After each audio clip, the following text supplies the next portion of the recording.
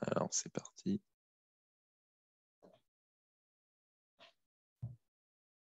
Bonjour à tous. Je pense qu'on est connecté au webinar. Alors, on va attendre que tout le monde arrive. On va se donner quelques minutes. Mais donc, peut-être pour commencer en quelques mots, donc avec Benjamin, on est ravis de vous faire donc un deuxième webinar après celui qu'on avait fait donc, il y a quelques mois, comment closer avant l'été. On s'est dit qu'on souhaitait se faire une autre série de webinars et celui-ci, en fait, où on voulait se concentrer sur la levée de fonds, comment lever des fonds auprès des business angels, qui est un peu notamment le sujet du moment avec le contexte actuel. Donc avec Benjamin, on est ravis donc, de discuter pendant une petite heure de ce sujet-là. Ce qu'on vous propose, c'est avant de vous montrer le sommaire, c'est qu'on se présente rapidement avec Benjamin. Benjamin, je te laisse peut-être toi te présenter et je ferai de même de mon côté. Yes, déjà tout d'abord, à nouveau, merci Marc pour cette seconde invitation. Toujours un plaisir de partager des webinaires avec Legals et avec toi. Donc, déjà, plaisir partagé. Donc, pour les nouveaux, ceux qui n'ont pas l'habitude de nous suivre, donc moi, je m'appelle Benjamin Elbaz et je travaille chez Angel Square, donc, qui est une société qui aide les entrepreneurs à lever des fonds sur des opérations de pré-seed, seed, série A, série B, donc auprès de business angels et d'investisseurs un peu plus institutionnels. Et donc, je suis ravi de pouvoir participer avec vous aujourd'hui. Super. Alors, moi, de mon côté, donc, je m'appelle Marc, je suis ancien avocat d'affaires. Donc, j'ai travaillé pendant quelques années dans des cabinets, notamment sur la partie venture, donc, pour l'accompagnement de startups. Et aujourd'hui, donc, je travaille en tant que juriste produit chez Seed Legals. Donc, voilà, c'est des sujets que je connais bien, notamment sur la partie juridique. C'est pour ça que, encore une fois, moi, je suis ravi de faire ce webinaire avec Benjamin parce qu'on est très complémentaires et on va vous donner justement un peu euh, cette double vision qui est à la fois une vision plus business, notamment côté NG Square, et la vision plutôt juridique que nous, on a en tout cas chez Seed Legals, qui en deux mots est une plateforme qui vous aide à digitaliser et à automatiser justement tout votre processus de levée de fonds. Donc, on est ravi aussi de vous faire des retours d'expérience sur ce qu'on voit sur le marché. Si on va donc si on rentre dans le vif du sujet, donc tout ce que vous devez savoir pour préparer votre levée de fonds avec des business angels, comment ça va se passer et comment justement on va vous présenter, on va dire, sur ce sujet. Quelques mots, donc on va dans un premier temps vraiment s'arrêter sur les raisons et la préparation d'une levée de fonds auprès des business angels. En fait, c'est pourquoi vous avez besoin de lever des fonds auprès de BA, mais surtout comment vous devez vous préparer. Et une fois qu'en fait on vous a expliqué, on va dire, cette global picture sur, on va dire, la levée de fonds, là on va vraiment s'attarder dans un second temps sur la levée de fonds en equity. C'est quelque chose que vous avez sûrement dû entendu parler, qui est sur la levée de fonds en augmentation de capital. Et encore une fois, la dernière fois, on a fait un webinaire sur le BSR. Là, cette fois-ci, on va vraiment se concentrer sur la levée de fonds en equity. Et dans un troisième temps, on va faire un petit cas pratique, comme ça, tout ce dont on aura parlé pendant 20-30 minutes. L'idée, c'est vraiment d'essayer de le mettre en pratique pour que justement vous puissiez comprendre comment justement ça va se faire, ça va se passer ça va se dérouler en pratique. Et enfin, la partie do and don't, nos petits conseils avec Benjamin sur justement comment vous pouvez lever des fonds auprès de BA et surtout réussir votre levée de fonds avec cette typologie d'investisseurs. Yes. Si tu veux, Marc, je prends la main pour commencer. Alors, effectivement, peut-être tout d'abord, avant de se dire comment on lève des fonds, essayons peut-être déjà de voir. Ah, Réactiver le son. il y a eu C'est un bon? mute, ouais. Ok, C'est bon. nickel. Super. Du coup, effectivement, je reprends ce qu'on se disait. Donc, avant de savoir auprès de qui on lève des fonds, comment on fait pour lever des fonds, déjà, tout d'abord, la question, c'est un peu pourquoi on lève des fonds. En fonction du stade de développement de la société et de qu'est-ce qu'on veut faire avec cet argent. On va s'adresser à une catégorie de business angel ou d'investisseurs qui peut être assez divers et variés. Et donc, pour ça, Marc, on a un petit tableau qui est un peu récapitulatif de la vie d'une société ou plutôt d'une start-up avec un profil de croissance. Et ce qu'on peut voir, c'est que concrètement, on peut dessiner plusieurs familles. Il y a deux familles qui vont nous intéresser, une autre à laquelle on va parler, mais un peu moins en détail. Les deux familles qui vont nous intéresser, c'est tout d'abord la première, donc c'est la levée de fonds qu'on appelle vraiment Love Money, Friends and Family, où là concrètement, on peut considérer qu'on est vraiment au tout démarrage de l'activité, on est à la naissance de l'idée. Et en fait, on a besoin de démarrer. Donc, pour démarrer, il y a besoin d'un peu de fonds.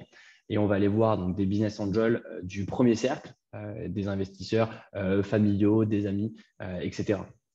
Si on n'est plus dans une configuration où on a déjà l'idée, on a déjà créé sa société et on est en phase de MVP, début de commercialisation, cette fois-ci, donc, on va aller voir des business angels pour un tour qu'on appelle un peu plus d'amorçage, où là, l'idée, ça va être donc de financer les premiers recrutements et financer un démarrage un peu plus proactif, on va dire, de son activité. Et ensuite, un peu plus tard, quand on est dans une phase qu'on appelle vraiment de scaling, où là, concrètement, on a trouvé son business model, on a trouvé son go-to-market, comment on fait pour accélérer? Et cette fois-ci, on va lever des fonds auprès plutôt de la catégorie investisseurs institutionnels, donc concrètement les fonds d'investissement. Du coup, voilà, l'idée à retenir dans un premier temps, c'est déjà d'où on part, à quel stade de développement de notre société on est, et donc pour ce faire, combien on a besoin de lever et auprès de qui on va les lever. Parce qu'en fonction de ce stade de développement, en fait, la manière de préparer les fonds, de préparer sa levée de fonds, pardon, elle va être assez différente. Et donc, les principales questions, je pense qu'on doit se poser, et là-dessus, il y en a trois. Hein. C'est déjà la première, c'est quel livrable. Donc, concrètement, ce qu'on appelle livrable, c'est est-ce qu'il faut préparer un pitch deck, est-ce qu'il faut préparer un business plan, est-ce qu'il faut préparer ce qu'on appelle une data room. Alors, quand on est sur des levées de fonds, plutôt friend and family et business angel, le document qui va être vraiment le plus important à ce stade, non pas que les autres soient pas importants, mais le plus important, si on peut dire, ça va être le pitch deck. Concrètement, il faut bien comprendre que les investisseurs business angel, ils investissent avec leur argent et non pas avec de l'argent sous gestion pour compte.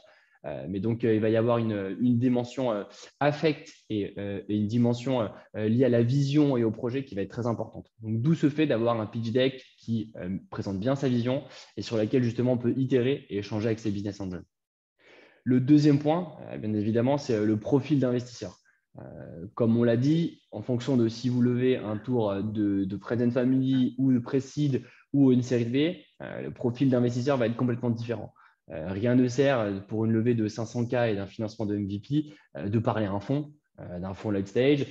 Par contre, la bonne catégorie, c'est plutôt des business angels, généralement issus de son secteur, qui permettent d'apporter ce côté smart money, et aussi d'autres business angels qui peuvent nous ouvrir des portes au niveau commercial. Et je pense que le dernier point, mais qui fait un peu lien avec les deux premiers, c'est comment préparer son roadshow. Concrètement, donc le roadshow, c'est la phase où on va commencer à discuter avec les investisseurs. Et là, encore une fois, il y a une stratégie à adopter. Qui on va contacter en premier, dans quel ordre? Tout simplement parce qu'il existe autant de business angels que de stratégies de business angels, si je puis dire. On va trouver des business angels qui sont un peu positionnés comme des leads. Donc concrètement, c'est des gens qui vont structurer notre tour et autour desquels on va pouvoir fédérer des business angels qu'on appelle plutôt followers. Tout ça pour dire que quand on est sur une levée de fonds de 500 000 euros, rien ne sert de discuter dans un premier temps avec 15 business angels sur des petits tickets. Le point vraiment primordial, ça va être de trouver son lead, donc celui qui va apporter le ticket structurant et qui va permettre de déboucler son tour. Voilà, donc je pense, quand on s'est dit tout ça, concrètement, on a déjà donné beaucoup d'informations. On ne peut pas rentrer dans tous les cas vraiment pratiques, mais on pourra en discuter juste après en phase de Q&A.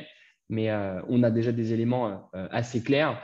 Et je pense qu'il y a un autre point qui intéresse les gens qui sont sur ce webinaire, c'est concrètement quelle valorisation, sur la partie de la valorisation, comment on peut projeter un peu les choses et valoriser sa startup. Et juste avant de partir, passer sur la partie valorisation, effectivement, de ce que disait Benjamin, c'est notamment sur la question quel profil d'investisseur ciblé. Je pense que c'est important vraiment d'aller chercher aussi des investisseurs, des BA qui sont sur votre verticale, à la fois notamment parce que c'est des gens qui vont être sensibles justement à votre idée, c'est des sujets, généralement c'est des domaines qu'ils connaissent très très bien, ils ont cette expertise. Donc allez chercher dans un premier temps des CBA qui sont sur votre verticale parce que vous allez pouvoir capitaliser à la fois sur l'argent qu'ils vont déjà apporter, mais c'est surtout sur les connaissances et vont peut-être pouvoir vous aider à vous orienter, peut-être devoir pivoter même, quelque chose que vous n'avez pas anticipé, et vous ouvrir aussi également en fait tout un carnet, on va dire, un carnet d'adresses auprès de fournisseurs, d'autres industriels ou autres. Donc, je pense que ces BA-là, ils méritent véritablement d'aller les chercher. Et potentiellement, c'est aussi ce que disait Benjamin sur le fait que vous avez des BA qui sont lead dans votre tour. Souvent, vous avez aussi justement ces BA qui sont sur votre verticale seront justement ces BA qui seront lead et qui vont leader votre roadshow. Et juste aussi avant de passer donc, sur la partie valorisation, je pense qu'il y a un sujet qui intéresse beaucoup de monde. Vous avez aussi la possibilité de poser vos questions aussi dans le chat. Donc, posez vos questions et avec Benjamin, on va y répondre à la fin. Justement, on se garde un petit moment pour répondre à toutes les questions que vous pouvez avoir sur que ce soit des sujets process, valo ou même sur la documentation juridique dont je parlerai un peu après. Yes, bah écoute, merci Marc. Bon, concrètement, là, on arrive sur une partie qui va intéresser beaucoup de monde, mais peut-être, comme on l'a un peu déjà dit sur le premier webinaire, il n'y a pas de vérité absolue sur le sujet valorisation. Nous, ce qu'on essaye, en tout cas, c'est de vous donner des tips au regard de deux choses. Un, déjà, côté business, on voit passer beaucoup d'entrepreneurs, beaucoup de startups qui lèvent des fonds et on voit un peu plus ou moins ce qui se fait sur le marché. Mais ce qui va être hyper important avant d'envisager et se dire, OK, quelle valorisation je vais rechercher, il y a, je pense, deux clés de lecture qui sont hyper importantes. La première, concrètement, c'est bien établir le montant de sa levée. Quand je dis bien établir, c'est ne pas sous-estimer son besoin de financement, mais surtout ne pas le surestimer. Ne pas le sous-estimer, c'est assez simple. Rien de pire que d'avoir besoin d'estimer qu'on a besoin de lever 500 000 euros et puis, in fine, quelques mois avant de préparer son tour d'après, on n'a plus d'argent. Ok, configuration qui n'est pas du tout idéale parce que niveau business, ça accélère et niveau fonds, c'est compliqué. A contrario, surlever, comme on l'avait un peu dit la dernière fois, à ce stade de développement, la valorisation, elle relève aussi beaucoup d'une sorte de produit hongrois, si on peut dire, et ça fera lien avec le second point. Si on cherche à trop lever, déjà, on va avoir une utilisation qui ne sera pas forcément la plus efficiente des fonds, mais c'est surtout qu'on va devoir aller chercher une valorisation qui est très élevée, beaucoup plus élevée en tout cas que ce qui va être attendu par le marché, et où on peut avoir des points de friction. Donc, le deuxième point, et ça, c'est un peu des données que nous, on a du marché sur des tours vraiment d'amorçage auprès de Business Angel. On part du principe, et Marc, tu me diras si tu es d'accord avec moi, on considère que des sociétés à ce stade de développement, elles cèdent entre 10 et 20% de leur capital lors du tour d'amorçage. Donc, une fois qu'on connaît bien le montant qu'on cherche à aller rechercher et qu'on sait que concrètement, on est prêt à aller céder entre 10 à 20% de notre capital, on a un range de valorisation sur lequel on est confortable. Après, tout l'objectif, ça va être effectivement d'aller chercher plus proche des 10% que des 20%. Je pense que tout le monde l'a compris. À mettre en perspective aussi avec les clauses d'impact, etc. Mais voilà, ce qui est certain, c'est que bien préparer son tour, c'est déjà se bien préparer en amont, discuter avec les bonnes personnes et surtout avoir un discours qui soit rationnel et en tout cas, si je peux dire, dans les standards du marché. Ouais, complètement, je te rejoins, Benjamin, effectivement, sur les chiffres nous qu'on peut voir sur la plateforme, donc Seed effectivement, en moyenne, enfin en tout cas en moyenne, on va dire sur la fourchette de cession enfin on va dire sur la part de capital qui est allouée, on va dire pour ces business angels, on va tourner entre 10 et 20%. Et comme tu le disais, en fait, c'est vraiment au cas par cas, c'est en fonction de chaque startup. C'est-à-dire que effectivement, si vous êtes si vous êtes un ou des fondateurs, des fondatrices, vous avez déjà en fait monté une boîte, vous avez déjà fait un exit, ou sinon vous avez déjà des métriques, on va dire, intéressants à montrer au BA, vous avez déjà généré des revenus, etc. Forcément, on va dire, vous avez de l'attraction donc, auprès de ces BA, parce que justement, vous montrez de l'attraction sur votre marché. Et donc là, vous pouvez rentrer dans un jeu effectivement de négociation et tendre plutôt sur aller autour de 10%, on va dire, de cession de votre capital à DBA. A contrario, si vraiment vous êtes au tout début de l'aventure, c'est un peu votre première expérience entrepreneuriale, vous n'avez pas encore généré suffisamment de revenus ou pas encore montré suffisamment de traction, c'est sûr que le jeu de la négociation va être un petit peu différent. Donc, est-ce que je peux rajouter de mon côté là-dessus? Non, Val. Et alors pour prendre la suite, donc une fois qu'on a parlé de tout ça sur la partie vraiment roadshow, pitch deck, les sujets de valorisation, après il y a les sujets sur aussi quels sont les différents mécanismes de financement, c'est-à-dire comment en fait on fait rentrer, on va dire, tous ces investissements de la part de vos business angels dans la société. Alors effectivement, on l'a dit qu'on allait se concentrer sur la partie equity, augmentation de capital, mais juste pour faire aussi un petit rappel, c'est intéressant aussi de vous montrer qu'il existe aussi un panel de mécanismes de financement notamment sur le marché. La première famille, vous avez ce qu'on appelle donc le dilutif, avec justement la partie augmentation de capital en equity. Donc, c'est là-dessus où on va se focaliser juste après. Et donc là, en fait, vous avez des business angels qui vont entrer directement au capital de votre société. Donc, il va y avoir une augmentation de capital et on va émettre des actions directement. Ou sinon, vous avez aussi un autre mécanisme qu'on appelle plutôt du quasi-equity, on va dire, c'est le mécanisme du BSR. On a déjà fait donc un webinar sur le sujet avec Benjamin. Mais donc l'idée, c'est des business angels qui vont investir en fait un ticket dans votre société et qui vont rentrer au capital, on va dire ultérieurement, à l'occasion d'événements déclencheurs, comme par exemple une prochaine levée de fonds où on va fixer une valorisation de la société. Donc, tu vois, le sujet de la valorisation, on en parlait Benjamin justement, ça nous permet de repousser tout ça ultérieurement. Mais voilà, c'est aussi un autre mécanisme de financement qui existe. Donc, on a la première famille sur le dilutif. Sur la deuxième famille, on a donc le quasi-fonds propre. Donc là, vous devez sûrement le connaître, c'est donc tout ce qui est les comptes courants d'associés. Donc parfois aussi, il y en a qui deviennent associés et qui injectent de l'argent directement dans le compte courant de la société et après potentiellement le convertir en actions. Vous avez aussi un autre sujet, c'est les obligations convertibles. Vous savez, quand on parle souvent des bridges, vous devez entendre ça souvent dans les articles des échos, telle société a fait un bridge, etc. Souvent, c'est le mécanisme, on va dire, très utilisé par justement ces startups. Entre deux levées de fonds, on va faire plutôt des émissions d'obligations convertibles. Troisième famille, là on est vraiment sur de la dette, de subvention. Donc vous voyez, il n'y a pas du tout en fait une entrée au capital qui va se faire. Donc vous connaissez tout ça, hein, c'est les emprunts bancaires, les subventions, les prêts BPI France, etc.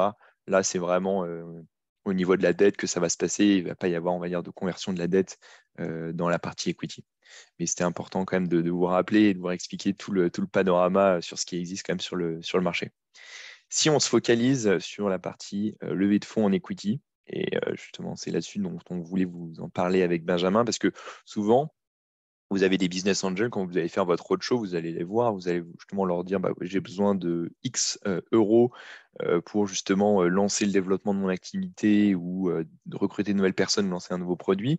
À ce moment-là, vous avez des business angels qui vont dire OK, mais en fait, pour certains, ils sont OK pour entrer en BSR. Ça, on en a déjà parlé encore une fois lors du dernier webinar et allez le voir si vous ne l'avez pas entendu.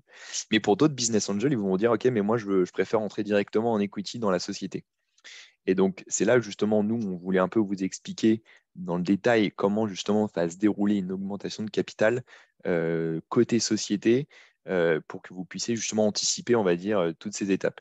Déjà, ce qu'il faut expliquer, c'est que une levée de fonds en equity, c'est un processus qui peut être un peu long, qui peut prendre quelques semaines si vraiment c'est assez rapide et que vous avez un ou deux business angels, à quelques mois si vraiment vous avez de nombreux investisseurs et que vous avez un roadshow qui prend plus de temps que prévu, etc. Donc déjà, la première chose aussi qu'on peut vous dire avec Benjamin là-dessus, c'est voilà, sachez que ça va prendre du temps et donc vraiment c'est tout un travail en amont qui va falloir faire. Et ensuite, si on regarde un petit peu plus justement dans la slide que j'ai préparée, vous voyez donc au tout début, il y a cette partie, on va dire, roadshow. Donc on l'a dit, allez voir les investisseurs, les convaincre, montrer votre pitch deck, allez justement voir est-ce qu'il y a d'autres BA que vous souhaitez justement faire entrer au capital de votre société. Tout ça, ça va prendre, on va dire, voire plusieurs semaines, plusieurs mois. Ça dépend vraiment, encore une fois, du contexte et on va dire de l'activité de chacune des startups. Et ensuite, il y a un autre sujet qui va se dérouler après cette phase de roadshow.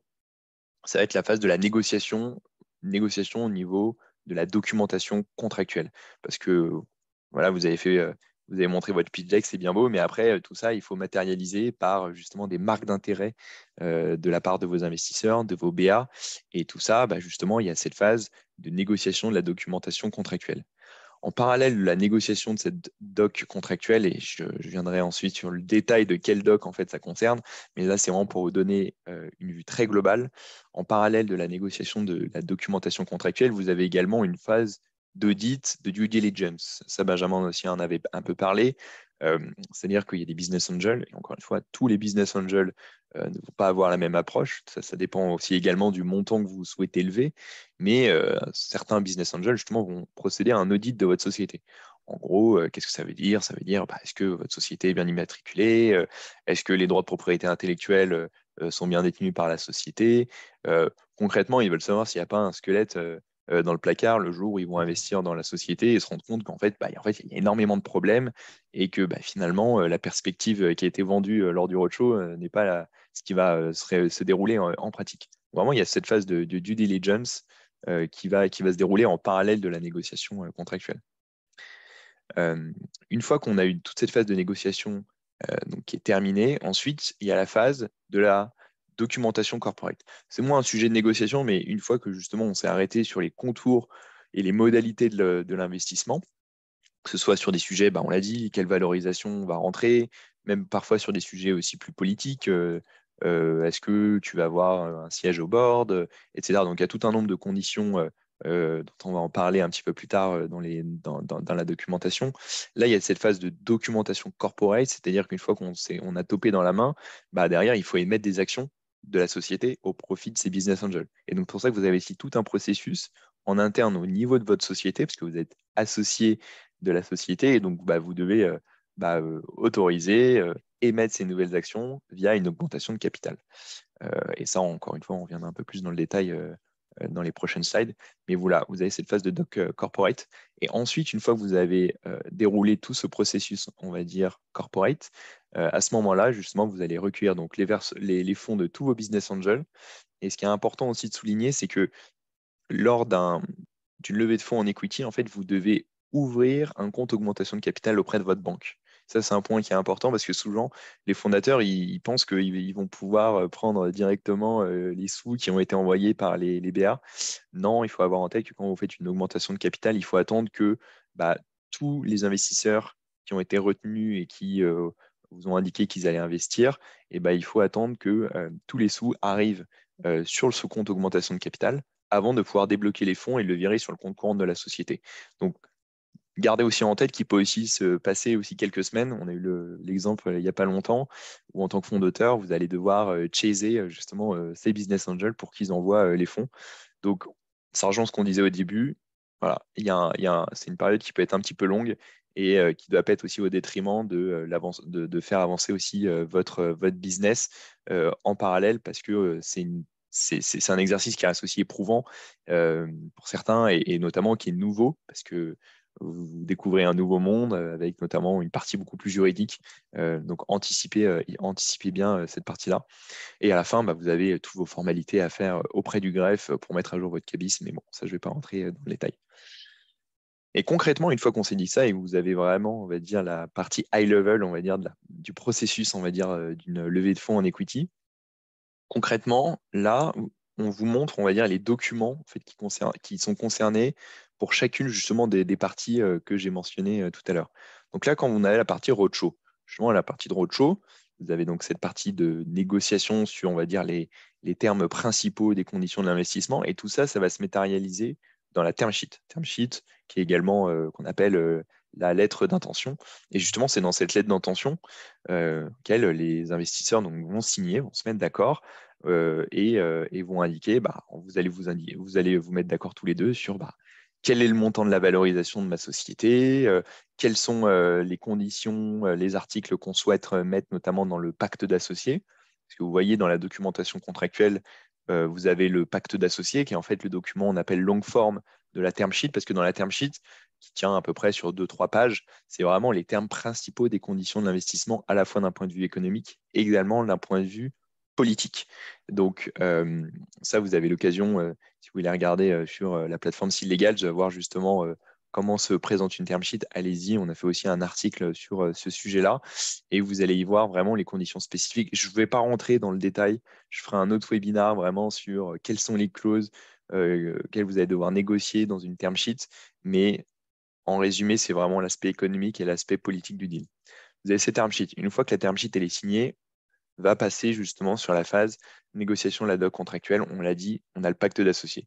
Pacte d'associés, en fait, c'est justement écrire, on va dire, tout ce qui a été, on va dire, présenté dans la term sheet, mais aller beaucoup plus loin parce que c'est vraiment un document qui va faire aller 30, 40, 50 pages, qui peut être un peu long, mais vraiment, c'est là où on va rentrer dans le détail et on va y préciser, on va dire, un certain nombre de conditions. Par exemple, j'en prends une, les conditions de lever. Vous savez, quand vous êtes fondateur, c'est un sujet qui est assez sensible. Un investisseur, notamment des business angels, quand ils vont investir dans votre société, eux, leur intérêt, c'est que vous focalisez pendant quelques années au moins sur ce projet et que vous ne partiez pas demain avec la caisse au soleil. Donc, c'est pour ça que vous avez un certain nombre de clauses en fait, qui sont prévues dans le pacte d'associés, notamment ces clauses de leaver. Qu'est-ce qui se passe le jour où il y a un fondateur, je ne sais pas, qui démissionne, qui a un accident de la vie, ou finalement qui met le bazar dans la société? Qu'est-ce qui se passe? Qui a la possibilité de racheter ses actions? À quel prix? Sous quel délai? Vous voyez, tout ça, en fait, c'est des sujets et à chaque fois qu'en fait, on commence à tirer à se poser une question, en fait, il y en a 5 derrière qui en sortent et c'est justement le pacte d'associés qui permet, en fait, de vous d'expliquer toutes les règles qui se présentent si on se retrouve dans ce genre de situation. C'est vraiment le contrat de mariage qui va à la fois être rédigé vis-à-vis des autres fondateurs, mais également vis-à-vis des autres investisseurs. Un autre point, c'est également quand je parlais de la partie plus politique, vous savez, parfois aussi, il y a des BA qui demandent à ce qu'il y ait un board qui soit mis en place dans une société à l'occasion d'un investissement. Souvent, vous avez des business angels qui vont demander donc un siège à ce board-là. Et concrètement, ça veut dire qu'il y a un certain nombre de décisions, les décisions les plus importantes pour la société qui doivent passer au board.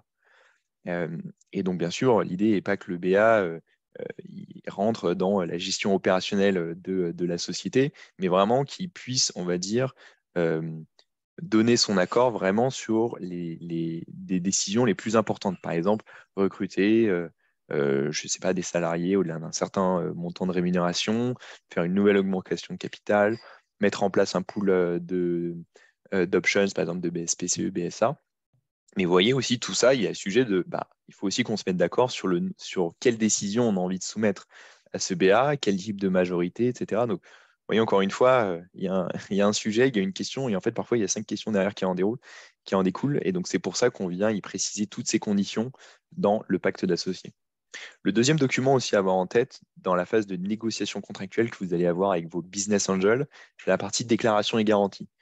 C'est-à-dire que si vos BA, ils ont mis en place justement un audit de votre société, donc ils vont faire une revue à la fois financière, mais également un peu juridique de votre société, ils vont demander à ce que justement vous, fondateurs, ou parfois même société, vous consentiez à donner un certain nombre d'engagements à l'égard justement de ces BA. Donc vous avez fait un certain nombre de déclarations concernant la situation de la société sur un certain nombre de sujets, par exemple en droit social, par exemple que les comptes de la société qui ont été remis à vos investisseurs, donc tout ce que vous avez comme le bilan comptable ou les comptes intermédiaires, ont été faits, ont été préparés selon les règles qu'il faut et que ça reflète bien la situation financière de la société. Donc, oui, vraiment, vous avez vraiment en fait un certain nombre de déclarations que vous faites sur la situation de la société.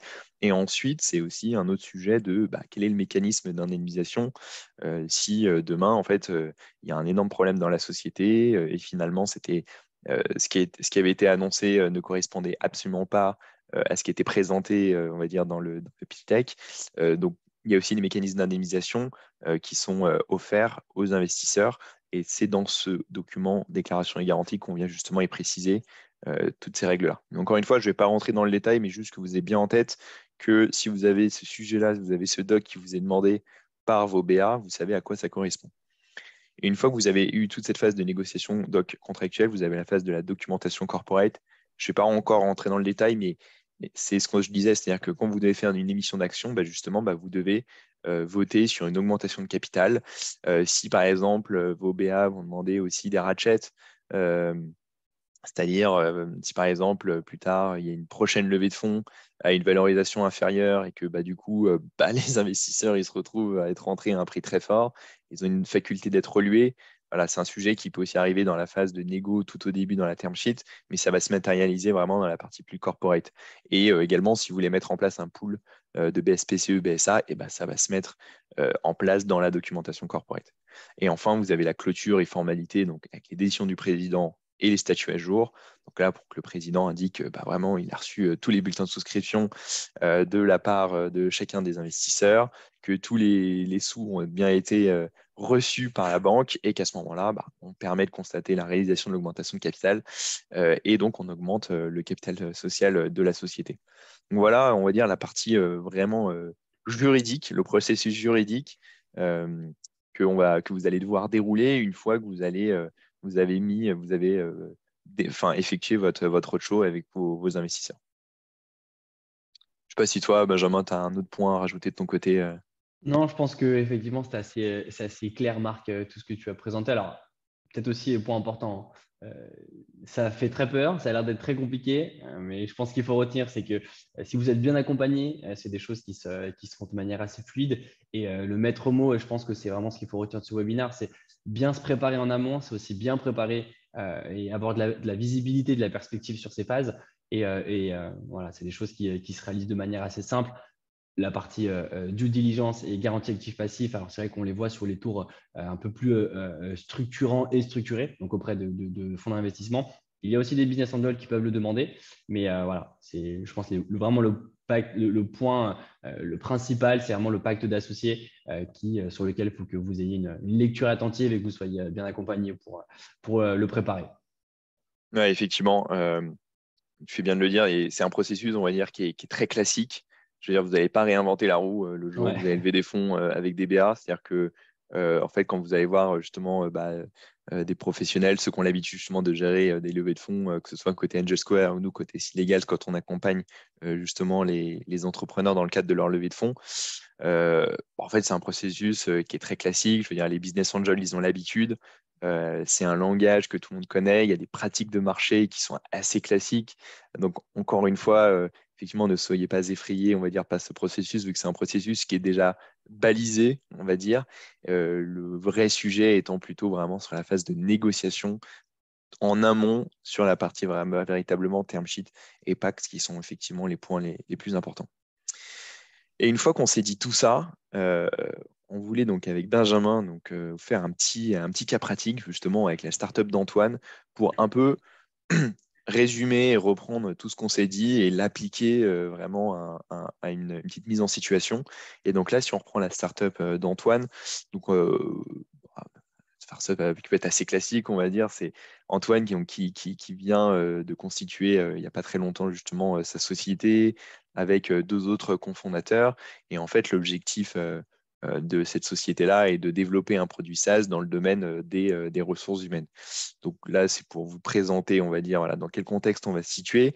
Et en fait, les fondateurs, ils se rendent compte que pour accélérer sur ce marché, pour prendre des parts de marché et aller beaucoup plus vite, ils ont besoin de lever donc un demi-million d'euros, donc 500 000 euros. Euh, Ils se rendent compte que compte tenu en fait du ticket qu'ils souhaitent lever, ils ont décidé donc de viser, on va dire, des business angels, notamment des business angels qui sont sur cette verticale, on va dire, sur les ressources humaines, qui pourront les aider, à les conseiller, etc. Mais donc ils ont vraiment visé, ciblé les business angels. Et en fait, les business angels, ils leur demandent, ils sont intéressés effectivement par ce projet, et eux, ils souhaitent vraiment plutôt rentrer, on va dire, en equity directement au capital de cette startup. Donc voilà, on va dire, pour tout le contexte. Et encore une fois, on l'a dit, pour quel besoin, pour recruter une équipe, pour développer un produit. Et peut-être que Benjamin, donc ce serait intéressant si par exemple tu devais redonner un peu des petits conseils à Tom ou comment il devait se préparer justement sur cette partie un peu en amont de sa levée de fonds. Ouais, bah, effectivement. Alors déjà, ce que je dis est assez intéressant. Alors nous, chez Angel Square, c'est effectivement des tours qu'on adresse de manière assez systématique. Effectivement, des sociétés qui cherchent un montant autour de 500 000 euros pour accélérer niveau produit, niveau recrutement et aussi commercialisation. Donc effectivement, un point qui est intéressant, c'est adresser Business Angel. Je pense que c'est déjà la bonne solution. Dans le sens où il faut peut-être privilégier les fonds d'investissement sur les tours d'après. Alors, certes, aujourd'hui, on a un écosystème français qui est très structuré avec des fonds d'investissement qui se positionnent sur des tours assez early, mais la grande majorité des investisseurs qui seront intéressés sur un tour comme celui-ci, c'est des business angels. Donc, une fois qu'on s'est dit ça et qu'on doit parler des business angels, ce qui va être hyper important, comme on l'a expliqué, c'est de bien travailler votre deck. Concrètement, bien travailler son deck, c'est-à-dire avoir une présentation de sa proposition de valeur qui soit claire, pouvoir montrer les ambitions de sa société et un peu les lignes directrices de où est-ce qu'on souhaite aller. Et bien évidemment, si on cherche à lever 500 000 euros, il faut être en mesure d'expliquer à ses investisseurs sur quels principaux postes de coût on va allouer ces dépenses, de manière à justement bien démontrer, si je puis dire, aux investisseurs que le montant de cette levée, il est fair, en tout cas au regard du plan de développement qu'on présente. Donc ça, c'est vraiment un point en amont qui va être hyper important. Sur la partie business angel, on l'a déjà un peu dit, mais si on cherche un montant de 500 000 euros, il faut réussir à trouver un équilibre assez smart entre avoir beaucoup de business angels avec des tickets peut-être plus faibles, mais qui vont avoir un apport smart money hyper important. Donc concrètement, si on est dans le domaine des ressources humaines, vous connaissez, vous avez une relation via un contact auprès d'un DRH d'un très grand groupe français, effectivement, ça peut avoir beaucoup de sens de le faire entrer à votre capital sur un ticket peut-être un peu plus faible. Donc, d'où l'intérêt de pouvoir compenser en face avec des tickets peut-être plus structurants, de manière à ne pas avoir une cap table à rallonge sur un premier tour de financement. Et puis après, sur la partie levée de fonds en equity, là, ce qui est relativement simple, on l'a bien expliqué, hein, allez chez Seed Legals et puis ils vous aideront à bien préparer ces opérations et pouvoir bien structurer votre opération. Ouais, complètement. Et ce que je pourrais rajouter, donc moi, sur une partie plus juridique, c'est hyper important que, en tant que fondateur ou fondatrice, vous comprenez bien, on va dire, tous les termes, on va dire que vous allez devoir signer dans une term sheet. C'est pas anodin parce que tout ça, ça va vraiment avoir un impact pour les prochaines années. Au-delà du fait que vous faites rentrer donc au capital de votre société un certain nombre d'investisseurs, euh, c'est pas anodin. Et donc, c'est pour ça qu'il faut vraiment aussi un peu passer du temps pour essayer de bien comprendre les termes. Encore une fois, nous, on a fait beaucoup de contenu justement sur ce que pouvait avoir dans une term sheet, que ce soit à la fois les sujets plus économiques, plus politiques, on l'a dit, mais même toutes les règles en fait, qui encadrent les sessions d'action. Vous verrez sûrement les sujets de drague longue, de tag long, droit de préemption. Je ne vais pas rentrer dans le détail, mais c'est important de comprendre tout ce que ça implique pour vous, et notamment sur les questions de majorité, on va dire en interne, et sur le certain nombre de décisions. Si par exemple il y a un board qui est mis en place avec des business angels, faut bien se rendre compte qu'est-ce que ça implique. Moi, dans mon day-to-day, ah tiens, est-ce que ce type de décision-là, il faut vraiment que j'aille voir mes business angels. Bon, c'est pas si intéressant que ça. Donc voilà, choisissez bien vos business angels et c'est aussi de bien comprendre pourquoi ils veulent investir chez vous. Alors oui, effectivement, ils attendent tous un retour sur investissement dans quelques années, mais il y en a qui peuvent être plus ou moins agressifs, on va dire, dans leur façon de faire. Donc, c'est bien de prendre, on va dire, un ticket pour développer votre produit. En revanche, voilà, essayez aussi de vous renseigner, on va dire, sur un peu quelle est la réputation de ce business angel. Est-ce qu'il va mettre pas des bâtons dans les roues, mais il va vraiment vous solliciter tous les 4 matins. C'est pour ça qu'aussi dans le pacte d'associés, ce qui est important, c'est vous avez aussi il y a une clause sur les informations aussi que vous allez transmettre à vos investisseurs. C'est pour ça que vous dites pas il faut que vous envoyiez des investitions, ces informations tous les mois, parce que vous n'allez pas vous en sortir à faire des reporting. C'est pas l'objectif, c'est que vous avancez de votre côté, vous concentrez sur l'aspect opérationnel.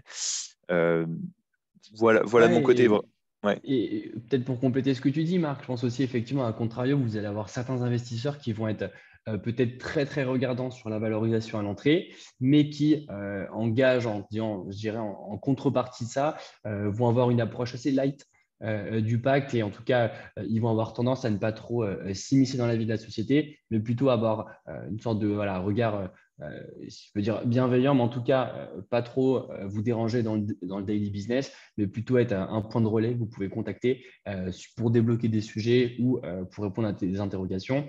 Donc, encore une fois, je pense aussi un point important, c'est de se dire, si on remet un peu tout en perspective le process, et Marc l'a très bien expliqué, c'est la valorisation, on en a parlé, les business angels, on en parle maintenant. Il faut réussir à trouver aussi un jeu savant entre des business angels qui peuvent avoir une offre très alléchante, mais avec des clauses très dures, ou à contrario, une offre peut-être un peu plus fair ou dure, mais avec des clauses un peu plus cool. Complètement. Et aussi, on l'a dit, Benjamin l'a mentionné aussi sur le fait que si vous allez vous cherchez à lever de l'argent auprès d'un certain nombre de BA, c'est important aussi, en termes d'organisation de votre levée de fonds, vraiment d'ouvrir la négociation uniquement avec vos principaux BA, vraiment négocier avec eux pour faire en sorte que les autres BA qui vont mettre des plus petits tickets, 5 000, 10 000, 15 000 euros, se range derrière ces principaux, ces un ou deux BA, et parce que sinon, vous n'allez pas aller négocier avec 15 investisseurs. Je pense que ce n'est pas efficace et Ouais. vous allez pas réussir. Donc vraiment, choisissez tout de suite ces un ou deux principaux BA qui vont mettre les plus gros tickets, négociez avec eux, et notamment si vous avez des sujets de droit plus politiques, tout le monde vous réclame des sièges au board ou quoi que ce soit. Euh, Moi, honnêtement, je trouve que ça n'a aucun intérêt d'avoir des boards avec 10 personnes. C'est pas du tout efficace. Ce que plutôt conseillé dans la pratique, c'est essayer de prendre un business angel qui, en fait, est le représentant de tous les business angels parce que de toute façon, leurs intérêts sont alignés. Donc, ça ne sert à rien d'avoir 10 personnes au board. Voilà, c'est des petites choses comme ça qu'il faut aussi avoir en tête lors de votre négociation. Et également, bah, Benjamin le disait, sur la partie plus pacte, euh, je veux dire, négocier plutôt avec ces lead business angels. Et après, tous les autres vont suivre. Genre, il y a aussi un cercle de confiance qui se fait entre les business angels, c'est-à-dire que entre eux, ils se connaissent. Je veux dire, et s'il y en a un ou deux qui est lead sur la négo, bon, ils vont se glisser derrière, ils vont regarder, mais globalement, ils sont confiance. Et c'est pas aussi non plus un processus aussi structurant et peut-être aussi complexe qu'avec des fonds VC où les fonds VC vont être beaucoup plus effectivement dans le détail, notamment dans le pacte sur certaines clauses, mais aussi dans les déclarations et garanties. Vous pouvez ne pas avoir à faire de déclarations et garanties pour vos business angels. Donc voilà, vraiment le plus important pour moi, c'est la phase, la term sheet, parce que c'est la term sheet qui va donner le là, on va dire, sur le reste de votre opération. Donc prenez bien le temps de la lire. Et ne succombez pas aux sirènes de valorisation forcément sexy. Regardez, parce que le diable se cache parfois dans le détail, donc lisez bien toute la term sheet avant de signer. Je ne sais pas si on a un autre point à évoquer sur la startup d'Antoine, Benjamin, de ton côté. Non, pour moi, c'est bon. Pour moi, c'est Ok, bon. super. Et alors, si on continue de notre côté, donc on a un peu résumé justement avec Benjamin un peu les do and don't, un peu nos petits conseils si vous voulez justement lever des fonds avec des business angels. Ouais. Effectivement, je pense que le premier point marque, alors si on est sur la colonne 12, c'est effectivement bien définir les modalités de votre opération. Donc là, par ça, on entend le montant, l'outil, les conditions. Et peut-être si on prend un peu de perspective là-dessus, il faut aussi se dire que de la même manière que vous faites du business avec vos clients, une levée de fonds, c'est un sales process. C'est-à-dire que par définition, ça ne doit pas durer 10 ans, ça doit être organisé. Et c'est uniquement dans ces conditions que vous pouvez optimiser alors à la fois les paramètres. On entend le montant, on entend les outils mis en place, on entend aussi les conditions, la valorisation, etc. Mais tout cela ne peut être que réalisé avec succès, que si vous avez réussi à bien vous préparer. Et ça passe par bien définir toutes ces modalités. Et sur le second point, donc, les petits tips qu'on peut vous donner, c'est faites-vous accompagner par des professionnels.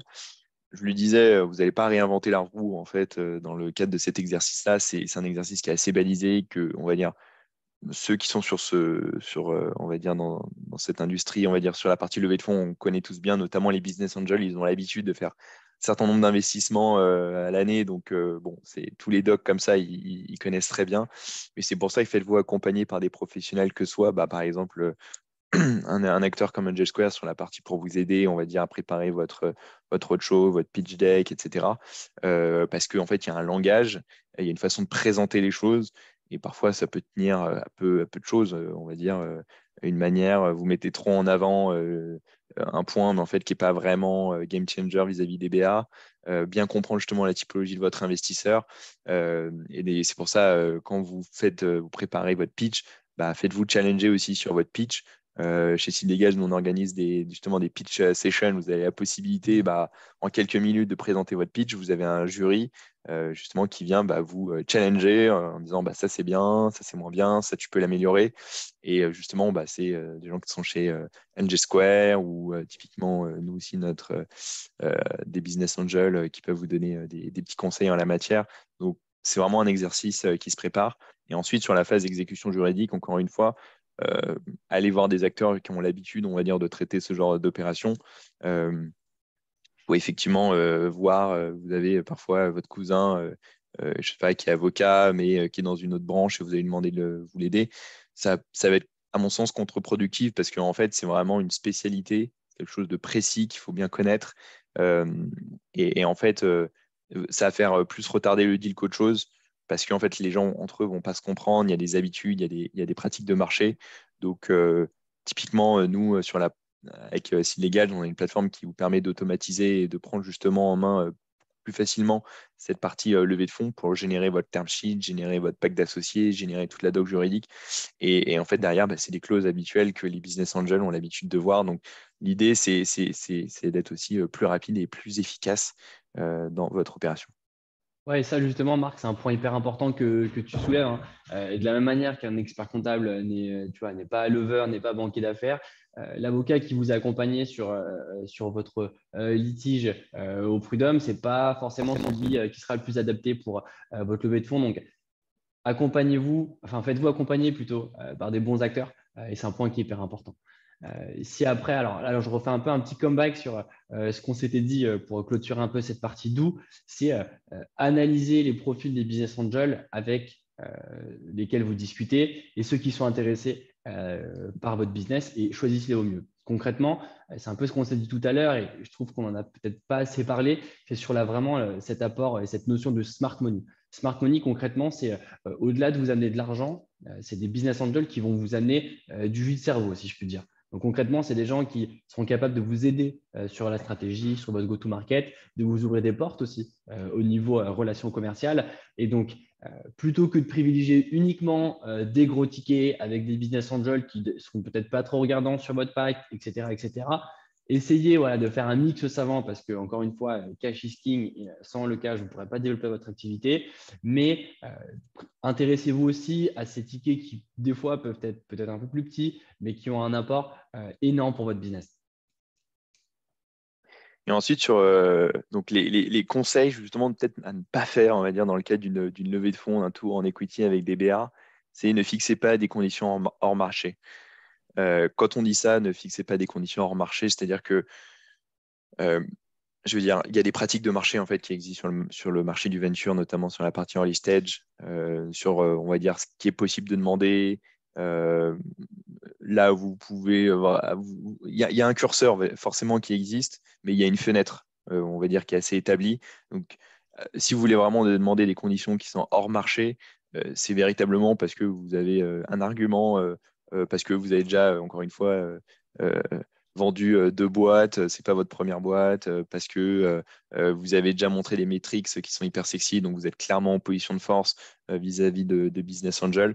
Bien sûr, il y a des edge cases qui existent, mais globalement, moi, ce que je vous conseille, c'est vraiment, il y a des pratiques qui existent. Suivez ces pratiques si vous restez, on va dire, dans, dans ce qui se fait, on va dire, sur le marché, parce que moi, à terme, c'est aussi plutôt vous expliquer ce qui va se passer après. C'est-à-dire qu'après, il va y avoir potentiellement aussi des levées de fonds avec des VC, des levées de fonds beaucoup plus importantes, où là, vraiment, les négos vont être aussi beaucoup plus, on va dire, complexes.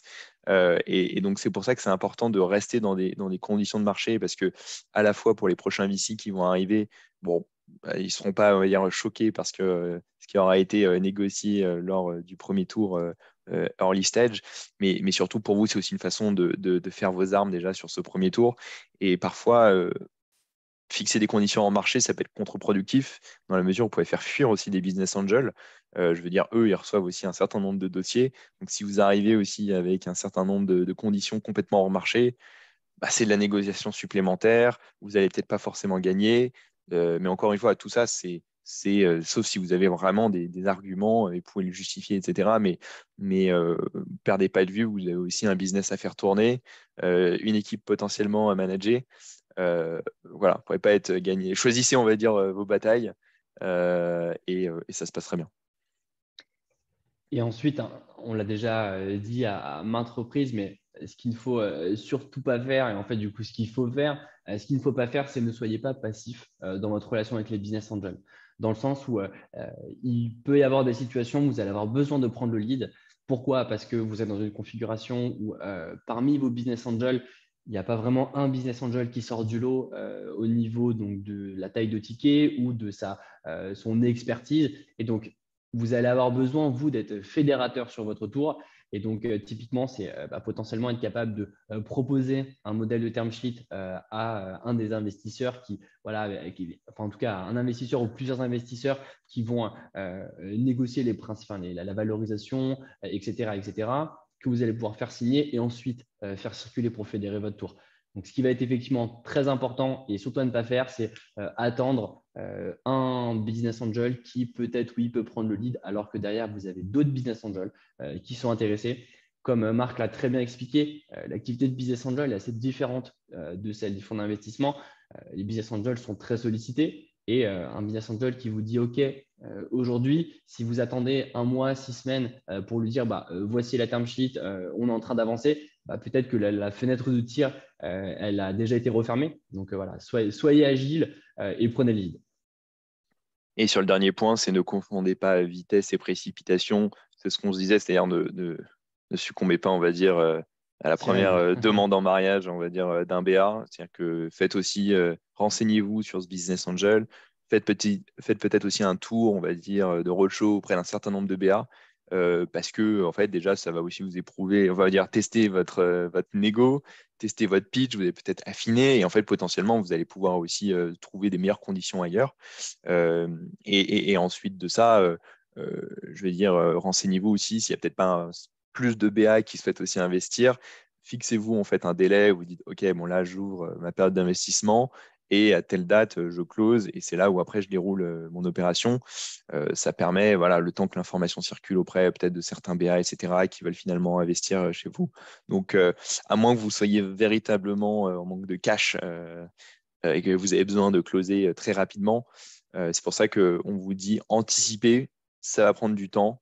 Et donc, si vous dites que vous voulez lever des fonds, il va se passer quand même au moins quelques semaines, plusieurs mois même, avant véritablement de recevoir les sous sur votre compte courant de la société, bien sûr. De la société. Ensuite, si on déroule, et justement, peut-être que moi j'en profite aussi pour parler un petit peu chez Seed Legals, quand on disait, notamment Benjamin disait, prenez le n'attendez pas que la term sheet que ce business angel vous a promis sous 10 jours. Chez Seed Legals, justement, nous on a organisé, on a mis en place des packs qui existent, alors des air packs, mais aussi des seed packs. Et en fait, le seed pack, alors, regardez, je crois que c'est 700 euros hors taxe sur la plateforme, vous pourrez faire un petit tour, mais justement, vous avez la possibilité de justement générer, paramétrer votre term sheet et de la circuler, on va dire, à vos investisseurs. Donc, c'est hyper facile et c'est une façon justement de prendre le lead pour y mettre justement vos conditions. Vous pouvez paramétrer directement sur la plateforme. Une fois que vous avez créé votre compte, vous avez justement préparé votre table de capitalisation qui représente la répartition du capital entre fondateurs et fondatrices. Et ensuite, vous générez cette term sheet et vous pouvez la circuler à vos investisseurs. Et franchement, ça fait la différence parce que vous prenez le lead. euh, et en plus de ça, une fois ils sont intéressés et finalement ils sont prêts à signer la term sheet, vous avez la faculté de pouvoir générer automatiquement la doc derrière. Donc, allez-y, regardez, c'est une nouvelle offre qu'on a proposée récemment. Et en plus de ça, vous êtes accompagné par un expert sur ces sujets-là. Ensuite, peut-être pour revenir, c'est à la phase Q&A, on va Q&A. dire. Je vois qu'il y a eu quelques questions qui ont été posées Ouais. dans le chat, donc ouais, c'est l'occasion. Prenons-les. Alors, par exemple, je Mhm. vois Damien qui a posé une question. Je pense que tu pourras peut-être y répondre, Benjamin. Mais Ouais. bonjour, je prends l'exemple de l'application BeReal. Actuellement, ils n'ont pas de business model et ils ont pourtant levé des millions. La plupart du temps, pour lever des fonds actuellement, les business angels demandent déjà de faire du chiffre d'affaires. Ouais, alors j'ai vu effectivement que Damien avait posé deux fois cette question. Alors, le cas de Biriel, je pense, il n'y a pas vraiment sujet à s'attarder dessus. Déjà, il y a à deux types. Déjà, le premier, c'est que, pour être honnête, je ne connais pas les chiffres, donc je ne pourrais pas vous dire de bêtises. Par contre, ce que je sais, c'est que c'est une application qui est leader aux États-Unis et qui fait des millions de téléchargements. Premier point. Et deuxième point, qui est levé aux frais de fonds d'investissement, essentiellement, et non pas de business angel. Donc, j'imagine qu'ils ont des sources de monétisation. En tout cas, ce qui est certain, c'est que réaliser des millions de téléchargements, ça a de la valeur. Donc voilà, encore une fois, et ça fait le lien au tout début, ce qu'on s'est dit au webinaire, bien targeter vos business angels. Sur la partie viril, ils font des millions de téléchargements. Donc, à mon avis, le play est énorme. Et donc, si on a un play énorme, on cherche à lever beaucoup Mm. d'argent. Et c'est pas un cas exceptionnel. Ouais, complètement. Je crois que BeReal, je crois qu'il y a à peu près 53 millions de personnes qui ont téléchargé Ouais, l'application. Donc, effectivement, il y a une profondeur de marché qui qui est qui est assez énorme. intéressante. Et c'est vrai que alors, c'est un marché particulier que sur les réseaux sociaux, mais forcément, au début, il faut aller vite. Alors, il y a un business angel, il y a un business model qui est en place. Après, est-ce qu'il est rentable ou pas? Ça, c'est une autre question. Mais en tout cas, ils ont quand même trouvé, on va dire, un public qui est intéressé par leur service. Donc, voilà, il y a forcément un peu de chiffre d'affaires qui est généré, mais là, c'est surtout montrer, on va dire, leur capacité à tout de suite prendre un marché. Et c'est ça, en fait, qui est aussi valorisé. Alors là, on l'a dit, plutôt auprès de fonds Fonds d'investissement d'investissement. que de business angel. Ensuite, sur la deuxième question de Ludovic, donc je suis en plein BSAR. Les BA que je rencontre sont généralement très frileux envers le BSAR. Ils m'opposent le fait que c'est une avance de trésor sans garantie pour eux. Globalement, est-ce que des BA peuvent investir lors d'une phase de BSAR? Comment tu veux qu'on procède, Marc? Bon, je vais répondre. Alors, Allez, vas-y. effectivement, il y a plusieurs types de business angels. On va dire, il y en a qui aiment bien le BSR, qui font habituellement du BSR, d'autres qui sont un petit peu plus frileux, comme tu le décris, Ludovic. C'est pour ça qu'ils préfèrent plutôt passer par une phase de, on va dire, levée de fonds en equity. C'est ce qu'on vient de présenter dans le cadre de ce webinar. Euh, Après, sur le fait que c'est une avance de trésor sans garantie pour eux, je ne suis pas tout à fait d'accord avec eux. On va revenir un peu sur le webinaire qu'on a déjà fait, mais sur le BSR, en fait, c'est vraiment une avance, effectivement, un montant qui est investi dans la société. En contrepartie, l'investisseur, il reçoit un BSR. Et en fait, à l'occasion d'une prochaine levée de fonds ou ce qu'on appelle à une date butoir, s'il n'y a pas eu de levée de fonds, par exemple, ben, en fait, ils ont la possibilité, ils vont convertir leur BSR en action. Donc, il y a une garantie pour eux, c'est qu'ils vont forcément convertir leur BSR en action à un moment donné, qui vont rentrer au capital. Mais là où il y a justement un intérêt pour le BSR, c'est qu'on a la possibilité justement d'y prévoir des taux de décote et aller voir justement euh, tous les articles qu'on a écrits sur le sujet, notamment chez Seed Legals. Vous verrez que pour certains justement business angels, c'est un outil qui les intéresse parce qu'ils peuvent bénéficier d'un taux de décote. C'est-à-dire que lors d'une prochaine levée de fonds, je ne sais pas, le prix va être fixé à 100 euros par action. En fait, le business angel, lui, va convertir avec une décote, par exemple, de 20%, donc 80 euros prix par action, et donc il va recevoir plus d'actions que s'il était rentré à 100 euros prix du tour. Donc, ça aussi, c'est intéressant. C'est aussi une façon de leur présenter, justement, pour leur vendre ce BSR, qui, en plus de ça, évite de passer du temps et surtout de générer, devoir présenter et préparer un pacte d'associés, de devoir passer du temps sur fixer la valorisation de la société.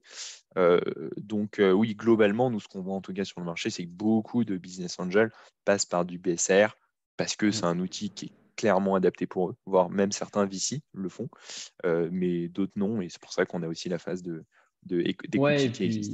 et puis des fois, une raison peut en cacher une autre. Il y a aussi, effectivement, des fois, ils ne sont pas intéressés par le BSAR. Effectivement, on l'a bien expliqué avec Marc sur le précédent webinaire, mais c'est aussi, enfin, le BSR n'est pas éligible à ce qu'on appelle le réemploi de plus-value de cession. Et donc, c'est aussi une des raisons qui peut faire qu'un business angel ne soit pas intéressé, en tout cas pas incentivé à aller chercher du BSAR. Mais on peut vous confirmer effectivement avec Marc que, alors on le voit, nous, chez nous, côté Angel Square, plutôt avec des business angels qui ont déjà investi au capital de la société et qui réinvestissent sur un format BSR, pour être honnête. Mais ce n'est pas un cas particulier que d'avoir des levées de fonds bridge pré-série A qui soient faits auprès de nouveaux investisseurs en BSR. Donc, encore une fois, documentez-vous bien sur ces sujets, préparez ces sujets de négociation et essayez de faire convertir vos business angels sur ces sujets. On a une autre question. Ouais. Depuis, disons, donc, le deuxième trimestre 2022, avez-vous remarqué que plus de startups ayant fait un seed en 2020 ou 2021 ont de plus en plus de mal à faire une série A, car n'arrivent pas à attirer de nouveaux investisseurs avec leurs métriques pas assez bonnes et en sont réduites à demander des bridges avec les BA historiques, à moins qu'elles fassent un down round tour. Ça, c'est peut-être plus pour toi, Benjamin. Ouais, si tu veux, je peux prendre le point. Alors, bon, il y a beaucoup de, c'est un sujet qui est assez vaste. Déjà, effectivement, on sent qu'il y a eu peut-être un petit effet de ralentissement sur les opérations de levée de fonds, mais peut-être ça ne sert à rien de s'attarder là-dessus. Ce qui est quand même important, c'est de se dire que les conditions de marché évoluent et on est dans un environnement qui évolue et les entrepreneurs doivent aussi évoluer. Dans le sens où la course à la levée de fonds, comme on a pu le connaître par le passé, on est sur un modèle qui voilà, qui n'est plus le standard. Et donc, les investisseurs sont regardants mais dans les faits, moi, j'ai le sentiment, pour avoir accompagné pas mal de startups sur des séries A, des séries B, qui ont toujours été regardants, pour être honnête. Mais ce qui est certain, c'est qu'on est dans une période où la gestion du cash de manière prudente, je ne sais pas si c'est le terme, mais en tout cas efficiente, est important. Et pas plus tard qu'hier, je discutais avec un fonds d'investissement qui me disait, nous, une levée de fonds, elle doit couvrir à minima 24 mois de run. Donc, une fois qu'on s'est dit ça, il faut bien préparer, bien saisir son montant et ne pas chercher à lever des montants astronomiques au regard de ses KPIs et surtout avoir un business qui génère de l'argent et qui a besoin d'argent pour être accéléré, mais non pas un business qui a besoin d'être sous perfusion de cash pour pouvoir continuer à exister. Je pense que c'est peut-être le petit tips qu'on peut donner, mais avec plaisir pour en échanger la prochaine fois. Et on avait d'ailleurs une question de Xavier, je vois Mm. effectivement dans la partie discussion sur qu'est-ce qu'on appelle les conditions de marché, la valorisation, le pourcentage, etc. Je pense que quand on dit les conditions de marché, après, dis-moi ce que toi t'en penses, Benjamin, mais Mm. moi de mon côté, c'est vraiment dans quel environnement on va dire vous vous placez. Est-ce que justement c'est un environnement qui est porteur? Par exemple, votre startup est sur une telle verticale. Euh, alors, vous savez, pour certains BA, pour certains VC, il y a on va dire des industries qui sont plus ou moins porteurs, donc qui peuvent justement drainer les valorisations vers le haut. Et en plus, et derrière, au-delà justement du secteur dans lequel vous évoluez, vous pouvez voir aussi qu'il y a d'autres acteurs dans ce même secteur qui ont déjà fait des levées. Et en plus de ça, après, les questions, c'est quelles sont les métriques en fait propres à ce secteur. Encore une fois, est-ce que c'est sur de l'acquisition client? Est-ce que c'est juste du pur chiffre d'affaires? Est-ce que c'est sur des parts de marché? Est-ce que c'est un développement produit? Tout ça, c'est très propre. Et on le disait au début, par exemple, Bereal, je ne sais pas combien de chiffre d'affaires il génère, mais c'est peut-être pas en fait ce métrix-là en fait qui va être regardé. Et donc c'est pour ça que quand on parle des conditions de marché, c'est vraiment propre, on va dire, à votre secteur d'activité, quelles métriques vous avez atteint. Et en fait, en fonction de ces métriques-là, c'est ça qui va permettre de convaincre les BA. Et alors, en plus, comme on l'a dit, si vous êtes dans un secteur un peu plus porteur, on l'a eu un moment avec les fintech, par exemple, Mm. ça vous permet aussi d'être en position pour voilà, attirer encore plus d'investisseurs. Ouais, bien évidemment, hein, ce que tu dis, Marc, c'est totalement vrai. En fonction du business model de la société, on va avoir des méthodes de valorisation et des KPIs relatifs appliqués qui sont totalement différents. Un acteur e-commerce, on va regarder son chiffre d'affaires. Quand un éditeur de logiciel, on regardera plutôt son MRR, donc son revenu récurrent mensuel. Et on va pouvoir effectivement, avec ce qui peut paraître peut-être plus faible sur du MRR, atteindre des valorisations plus élevées que sur du e-commerce. Mais encore une fois, tout ça est relatif aux spécificités, aux investisseurs. Donc là, ce qui va être important, c'est justement de pouvoir rester, avoir de la visibilité et remettre les choses en perspective. On ne peut pas aller prétendre à une valorisation égale si on a un éditeur de logiciel VS une marketplace en fonction de différents KPIs. Donc tout ça, c'est étudié au cas par cas et les conditions de marché sont ce qu'elles sont, mais en tout cas, elles s'appliquent dans des cas très particuliers. Peut-être prendre la dernière question. Ouais. Constatez-vous que, toutes choses étant égales par ailleurs, les valeurs revendiquées par les fondateurs sont plus basses qu'en 2020 ou 2021 pour refléter les nouvelles conditions de marché ou bien les entrepreneurs n'ont pas encore intégré dans leur demande le nouveau paradigme? C'est une bonne question. Moi, ce que je peux dire de mon côté, on va dire, c'est les baisses de valorisation. Elles touchent notamment, essentiellement, on va dire, les startups, on va dire, en late stage, en scale-up. C'est-à-dire qu'en fait, des valorisations qui ont déjà été cranté il y Mm. a quelques années, il y a quelques mois. Donc, vous avez dû voir sûrement des grosses levées qui ont été faites sur tel valo.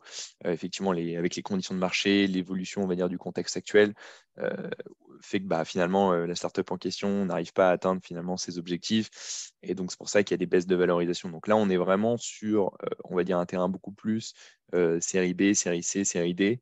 Sur la partie plus early, ça peut plus ou moins jouer. Pas tant sur le sujet de valo, parce que, à mon sens, il y a toujours de l'argent en fait, qui circule. C'est juste que les conditions de sélection sont plus, on va dire, plus serrées. C'est-à-dire que les business angels font beaucoup plus attention dans quelle startup en fait ils vont investir, ou même aussi des VC très early stage.